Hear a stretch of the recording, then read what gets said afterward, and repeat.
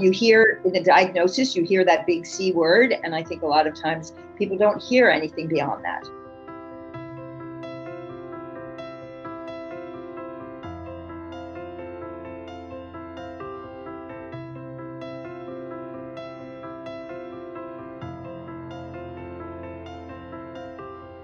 It comes with much higher risks. I had life-threatening blood clots, hospitalized a couple of times, it did change things. And by then, they were calling it a blood cancer.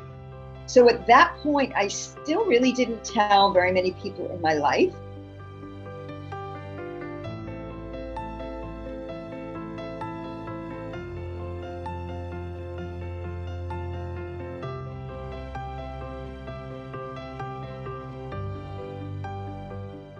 Well, I was 38 years old when I was diagnosed first, and that was with something called essential thrombocythemia. And about 15 years later, that transformed to PV, which is polycythemia vera. But when I was first diagnosed, it was called, and this was a number of years ago, it was called a blood disorder. And then a number of years went by, and it became, the World Health Organization reclassified it as a blood cancer. So today it's called a group of rare blood cancers. And essential thrombocythemia is basically an overproduction of platelets. And polycythemia vera is like this little switch goes off and says, oh no, your bone marrow, listen to me, you don't need extra platelets, you need more red cells. So your platelets go down, but your red cells go high. And then the third disease in that category is something that I've also progressed to over the years, called myelofibrosis. And what happens in myelofibrosis, which is very rare, only about 10% of people with either ET or PV progress to myelofibrosis. I'm just one of the lucky ones. But what happens in myelofibrosis is your bone marrow starts to produce fibrosis, which is scar tissue. Or scarring, actually, of your bone marrow. And what that does is it prevents your blood cells, or actually your stem cells, from producing healthy blood cells, red cells, white cells, and platelets. And so you become, anemic, among other things. And you're high risk for clots and also for bleeding. I sort of live between this vicarious place, between a risk of bleeding and a risk of clotting. You hear in the diagnosis, you hear that big C word, and I think a lot of times people don't hear anything beyond that. So they then walk out of the office saying, I have a rare blood cancer. And that's how they feel it, and that's how they communicate it, and that's how they research it. They jump to the internet where they get old, outdated information with any rare disease, particularly with the myeloproliferative neoplasms. The research has just accelerated at such a rate in the last 5 to 10 years, even the last 3 years, that if you go on the internet, you're going to get very different information. So given that, when I was first told that I had essential thrombocythemia, I basically lived my life. 5 years later, I ran the Dublin Marathon. I was on an aspirin a day. I was raising 2 children. I honestly didn't think about it often, but what it did do, and I think that this is something I could share, even though it wasn't supposed to affect the longevity or quality of my life, they thought at the time, it still made me face my mortality in a way that a 38-year-old doesn't usually have what I call a privilege to do that, right? We go on with our lives, and we raise our children if we have children, and we work furiously, and I think most people, unless they have a scare, a health scare, they don't face that mortality in the way that gives us the benefit of saying, hey, you know what, let's slow down. And what's really important to us. And as I used to say, I used to explain it this way: I could get hit by a truck tomorrow. So that was my way of saying I could also die tomorrow. But it definitely has an effect, and it can be a positive effect. And then when the disease changed to polycythemia vera, there were totally different treatments. It comes with much higher risks. I had life-threatening blood clots, hospitalized a couple of times, it did change things. And by then, they were calling it a blood cancer. So at that point, I still really didn't tell very many people in my life, which is a conversation that I also think is important to have. Everybody deals with, yeah, everyone deals with a cancer diagnosis and even living with a cancer very differently. And for me, I wasn't in chemotherapy every day. I wasn't in a situation that people could see my hair falling out and some of the other things that people live with who are being treated aggressively. I was on a daily chemotherapy, an oral drug that was probably the oldest chemo drug available to man or woman, but it wasn't visible. And for me, I didn't want to be a person who everybody looked at as someone living with cancer. And, oh, how are you? And how are you doing? And I'm bringing it up because I think it's important to acknowledge that everyone doesn't react the same. Everyone doesn't have the same needs, and they can change, which is what happened to me. So what happened is I had a bout with early colon cancer, which we now think is probably a secondary cancer, which is common to have with myeloproliferative neoplasms. I have eaten healthier than anybody I know for my entire life. So when I got colon cancer, my children actually laughed out loud, not in a cruel way, but saying, how could you have colon cancer? But it probably was secondary. The point is they took 8 inches of my colon out. I didn't need additional therapies because it was very early. I was walking around the hospital on day 3 like Superwoman, I'm feeling great and you're doing great. We're sending you home. And I went home, and 24 hours later, I had a massive bleed that put me in the ICU for 5 days, and really recovery for multiple months where I couldn't get out of the recliner. And at that point, I decided to take my disorder, the venom blood cancer, to a different level, my acknowledgement of it, my treatment of it. And I sought a super specialist. I was already seeing a hematology oncologist in the community. And I sought an MPN specialist, which when I was first diagnosed, there was no such thing. And that changed everything. Hematology oncologist was happy to help me find someone, helped me do the research. When I went to him with 3 names, he helped me sort out who was the best match. It was me who was uncomfortable because I felt as if I was second guessing his expertise, but he did not feel that way. With a rare disease, he had a handful in a lifetime, his entire life of practicing. He had a handful of patients like me, and he didn't have access to the information at his fingertips, certainly, or experience as you would find in an academic center. Now, that said, I think one of the things that we can do as people living with rare blood cancer or whatever conditions we have, and also as a patient advocate, I think one of the things we can do is help educate our community practitioners. I think we need to do a much better job as as individuals and organizations, advocacy organizations, research organizations, even the media, to bridge that gap between the community practitioners and the specialists, because I was on a drug that he was very happy keeping me on, that was just controlling my symptoms, but in the process I got sicker.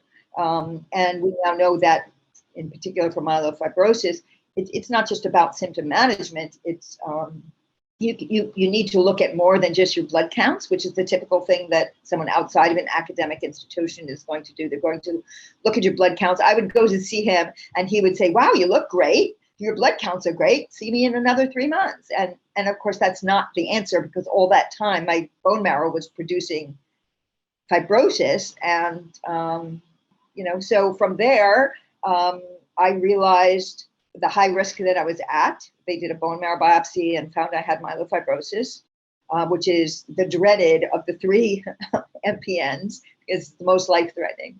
And it was offered to me to be on a clinical trial. I think in our society, and maybe around the world, we've come to look at clinical trials as a last resort. And for me, that's so wrong. And I know in your experience, that's so wrong as well, particularly with a rare disease The research is happening so quickly. We have very, very few treatments that are approved. The only way we're going to get better drugs and better treatments is through clinical trials. And so I hadn't ever thought about it before, quite honestly, but I have a great physician specialist in New York, and she said to me, you would be, that there's a new trial and you would be a perfect candidate. What do you think? And I, of course, said, what do you think? Because another very important thing with a rare disease is to have, with any disease, to have a practitioner that you really trust. And that might take a second opinion and a third opinion, but find that person who knows your disease and knows it in and out, and that you trust their judgment. So when she thought I was a perfect candidate, I said, okay, I'll go for it. You look, when you go into a clinical trial, you look at the risks, you look at the benefits, and you weigh them. And you always have the ability to do one or two things. If you're not doing well, you have the ability to get out. You do not, this was, for instance, a 2-year trial. You're not committing to 2 years. And the first 6 weeks was really rough, really, really rough. And I think a lot of people do walk away. For me, I was encouraged by my practitioner that she was watching me carefully every week, and that I was probably going to get past this very early stage of side effects, and I did. So so the other option with the clinical trial is, if you do well, which I'm doing extraordinarily well after 3 years, you could stay on that trial. So I'm still in that trial, even though it was a 2-year trial. I still meet all the protocols and get my magic drugs, and doing well, better than anybody expected me to be. So that, for me, comes under reasons to advocate for yourself. So a bone marrow biopsy is a very common procedure for blood cancer patients. It is, in my opinion, and in a lot of experts' positions, overused. And particularly in clinical trials, it has become an endpoint, or at least a measurement, if not an endpoint, of how a person is doing. And they build it into protocols for clinical trials. The one I'm on, I had to have a bone marrow biopsy every 6 months. When in fact, after the first one at 6 months, I was doing better. And the second one, I was doing great. I probably didn't need to have them every 6 months continually, unless something changed. And so most super specialists that you speak to will want to do a bone marrow biopsy at the beginning of diagnosis. And then if there's any changes, or they're concerned about something that may be different. And the experience of a bone marrow biopsy makes me want others to advocate for themselves, because it's not fun. I know I've spoken to many people who say it's not at all. For them, their experience was not terrible. So what I did is, I had one, after I had 2 bad ones, it was suggested to me by someone that they could do this with, under not anesthesia, but sedation, like sedation, with interventional radiology. And someone mentioned to me that, they always have their bone marrow biopsies with interventional radiology. And that was total news to me. So I asked about it. Yeah, exactly. So I asked for it, and they did the first one, the next one that way. And I said quite clearly, I am never, ever having one without again. I think it's barbaric, and I think any practitioner who does them needs to have one themselves before they do one on their patients. So for me, I'm probably a little outside the norm in many things, but in this as well. I had eaten healthy my whole life. There wasn't, and probably as close to the Mediterranean diet as is now prescribed for anti-inflammatory issues such as MPNs and so many other cancers. So it wasn't about diet. It wasn't about exercise. I've been active my whole life. What I think for me, lifestyle was that some of that had been taken away from me. So I went from, for a while, not being able to walk up the street without holding onto a lamppost at the end of one block, and having to sit in a recliner and not do much some days because the fatigue just made it impossible. I then had to become active again, and that's a long haul. And people who have gone through that for all kinds of reasons know that that's a slow process. So for me, it was relearning rather than learning. But probably more than all of those things in terms of lifestyle was me learning to share my own feelings and experiences. And my husband would tell you, my dear sweet husband would tell you, I had to learn how to ask for help, which I'm not good at. His main frustration is that he wants to help, and I don't always allow him to because I want to do things myself. So probably those things are where the changes came in for me personally. So I think number one on my list is find an MPN specialist. And it's a shame that that has to be at a major academic center because so many people, it has a lot to do with geography as much as it does socioeconomic status and every other thing, that defines us or surrounds us. But there are ways. And if anything positive came out of the pandemic for us, a patient population, one of the things is that most of the super specialists, MPN specialists I know that I speak to in my work are very happy to have a remote consult. And it doesn't mean you need to give up your local hematology oncologist, whoever you see in the community. It means that you need a bridge to a specialist who can work with that physician and make sure that they're seeing not just the whole you and the whole picture, but also the latest and greatest of what's happening there in the academic centers that they can do in their clinic. Clinical trials, again, a misnomer. Clinical trials don't have to be done in an academic setting. They can be done by community physicians. They just don't always take that opportunity or know about those opportunities. So there's that. Find an MPN specialist. No matter where you live, you can do it remotely, do the research, get your answers. Number two, I think you have to believe, and this is about learning and educating yourself so that you can educate others. You have to believe in the difference.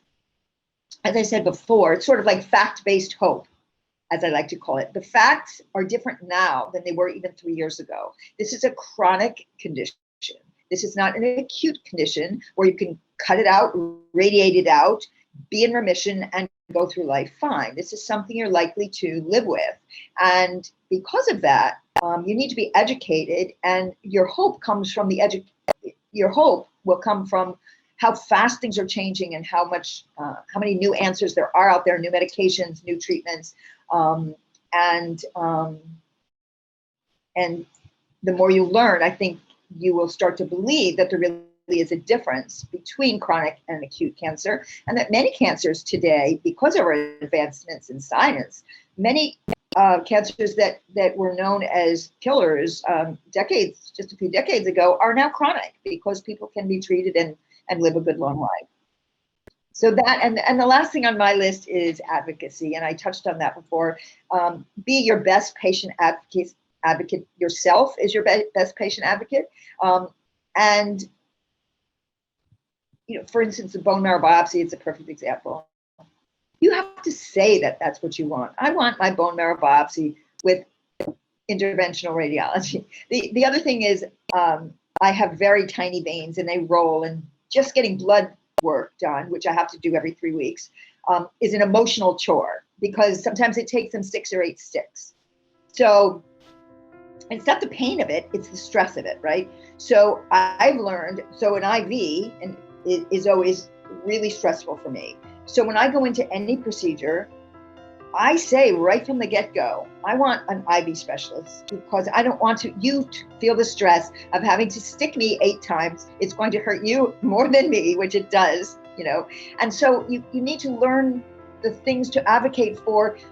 It's not about being a bothersome nuisance. It's about getting what you need, using the resources that are at hand to everyone's benefit, and using the great science that we've advanced to make life easier, less stressful, and healthier.